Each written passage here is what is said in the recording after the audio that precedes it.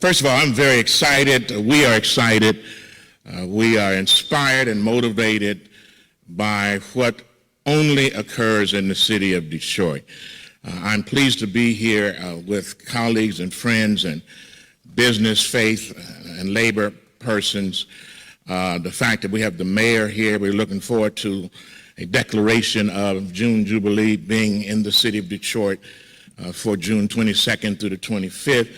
The fact that we have Brother Sean Fain, who was the new president of the International UAW, along with Ms. Marks, Secretary Treasurer, Chris Illich, who was head of Olympia, and a whole bunch of other stuff, who's working with us, and you're going to hear from him also. And we have so many persons that are part of this process. Ed Rowe, who was a former pastor here and community activist and social reminder of what we need to be about. And we're just very pleased to be here with you. And then we have you, the media, because you can help move this and help folk to understand the significance of what we do. I have a statement, and then I'm going to ask a couple other persons to come and have remarks. It has been 60 years since June 23rd, 1963, when Martin Luther King Jr. was invited to the city of Detroit by the Reverend C.L. Franklin of New Bethel Baptist Church, Reverend Albert Clegg, James Del Rio, Tony Brown Jr., and of course Walter Reuther, who was then the head of the UAW. They had formed the Detroit Council for Human Rights, significance because of the necessity to bring him to the city of Detroit.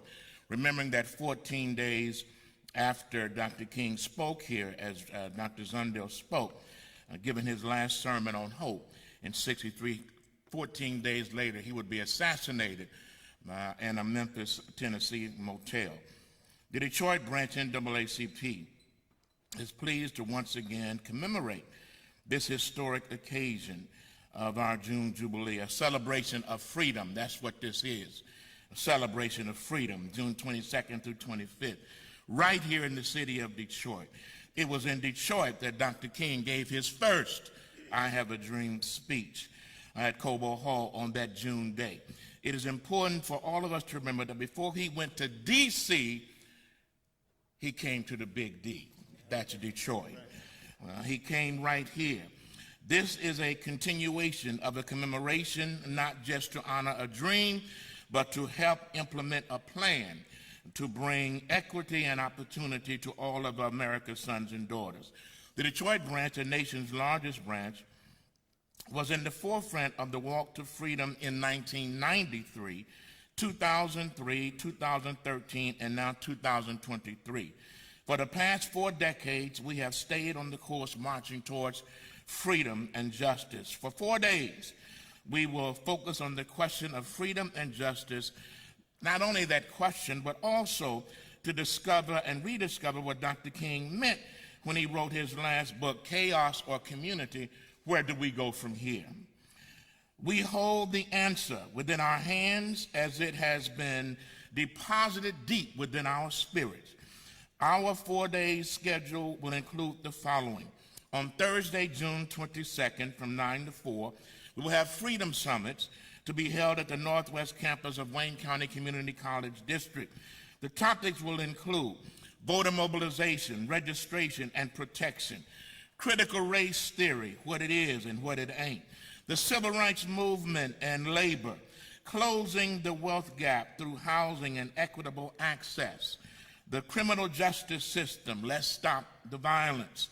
On Friday, June 23rd, a special unveiling of a commemorative statue of Dr. King will be placed in Hart Plaza permanently. We're pleased that Rochelle Riley in the city of Detroit will be leading in that effort, but it is a momentum to the first occasion when Dr. King gave his first I Have a Dream speech right in the city of Detroit. Saturday, June 24th, we will have our walk towards freedom beginning at 10 a.m. from Woodward Avenue and Martin Luther King Boulevard, and then a major rally in Hart Plaza. And then on Sunday, June 25th, the 68th Annual Fight for Freedom Fund dinner at Huntington Place at 5 o'clock p.m. Everyone throughout the state and this region is invited to join with us. This is a national event.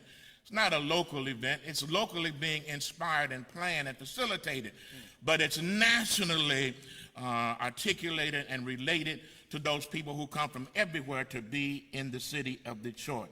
So we're inviting city, suburb, upper and lower peninsula. Some of the participants or our Freedom Summits will include, and as I call their names, you may reveal their pictures: Derek Johnson, President of National NAACP, Miss Ayanna Gregory, actor, writer, singer. She's the daughter of civil rights icon Dick Gregory, who will perform a one-act play on the civil rights movement. All this is at Wayne County Community College District. Voting rights strategist Dominic Whitehead, National NAACP. Dr. Kimberly Crenshaw, American legal scholar, civil rights advocate, and leading scholar on critical race theory, since that's a topic that everybody's talking about. Most folk don't even know what they're talking about because they don't understand what it is. Simply telling the truth about history, but she's one of the leading proponents. She's from the UCLA School of Law and Columbus School of Law. Dr. Michael Eric Dyson, author, professor, and philosopher, Vanderbilt University.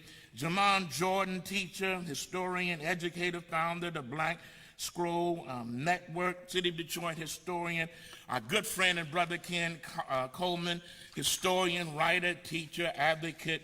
We're very pleased as we also celebrate the 50th anniversary of the hip-hop industry. We will be joined by Dougie Fresh, one of the original positive rappers, on Friday and Saturday in the March for Freedom. We have more special guests coming who will join us for this weekend, which we will announce in a few days. Finally, we are very pleased to indicate that our special speaker for the 68th Annual Fight for Freedom Fund dinner will be, and how appropriate that it is, for this historic occasion, the winner of the race that raced the first African-American senator from the great state of Georgia, Reverend Dr. Raphael Warnock. He is also the pastor of the Ebenezer Baptist Church, pastored formerly by the Reverend Dr. Martin Luther King Jr. This will be a tremendous 4 days, and people can sign up to volunteer for marshals, ushers, general support. You can go to DetroitNAACP.org or call 313-871-2087. I think that deserves an applause. All the stuff that I just ran, somebody ought to be saying amen. That's a good thing. And guess what? We ain't finished. We got more folk coming. We can't give it to you all today because we want the press to come back and cover it for another day. And so we're giving you this piece by piece. But this is by no means the end of it all. And so we want to recognize this. I'm going to ask now that I'm pleased that Sean Fain is here, president of International UAW. He was not scheduled to be here because of the business, but he did come. We thank him for that, but we're going to have the Secretary Treasurer to say some remarks because he is the chair of the Walk Towards Freedom. If he wants to say hello or anything, he can do that. Then I'm going to have my good friend, brother, the senior corporate leader for the 68th Annual Fight for Freedom Fund dinner, Chris Illich, to come and bring a march. It's not often that we have people like this here, and as well as Ken Coleman, who's over these summits. The summits are very important because they reflect the call to action. You just don't have a march and go home. Marches call attention to issues, and you deal with those issues as to how you're going to address them. And so we're putting the call to action before the march, so that people will have that as they go engage in the march.